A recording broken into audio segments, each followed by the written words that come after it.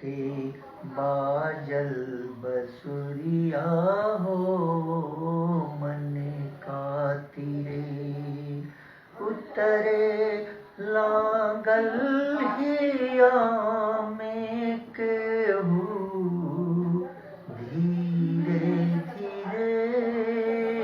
नेकी बाजल बसुरिया हो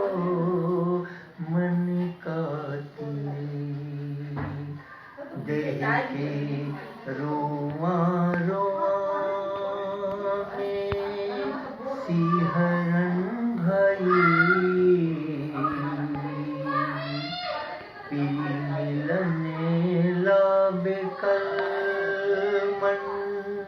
बिरहन भई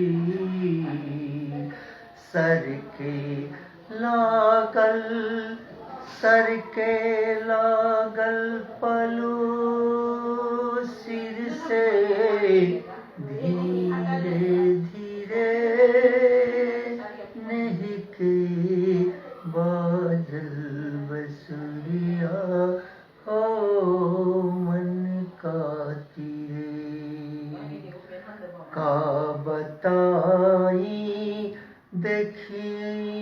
हाल आँखीन से कैसन लागल सा खग पाखीन टूटे लागल इंद्रिया हो धीरे धीरे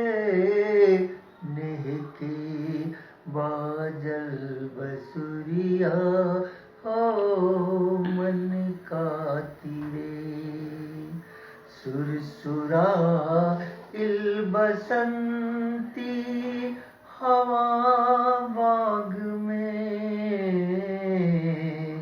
गावे लागल कोयलिया बिरह राग में झांके लागल मुजरिया हो धीरे धीरे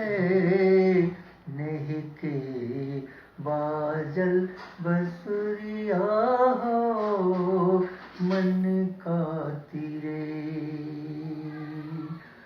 गमके उठल गौआ से बगले बधार आके बसंत देलस नेह रस ढार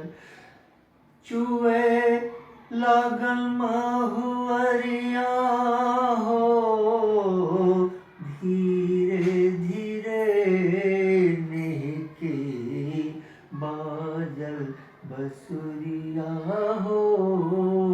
मन का तीरे फूल पर लागल काटे मधुकर चकर आज हो गई सुहागन भूमि उसर आज हो गई सुहागन भूमि उसर दुल्हन बनल बंधरिया हो धीरे धीरे नेहके बादल बसुरिया हो मन का तीरे ललकी किरनिया क्षितिज छितराइल छाड़ी खोता खदाना चुगे पराई पेन्हली धरती पियरिया हो धीरे धीरे नेके बादल बसुरिया हो मन का तीरे बहल आँखीन लोर ढहल कजरा के को, बहल आँखीन लोर ढहल कजरा के को। अवसर छिनला से मुदई पहुँचा मरो,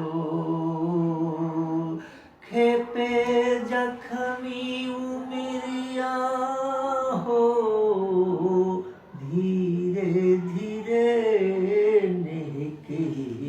बाजल बसुरिया हो, मन का तीरे उतरे लागल हिया में केहू, धीरे धीरे उतरे लागल हिया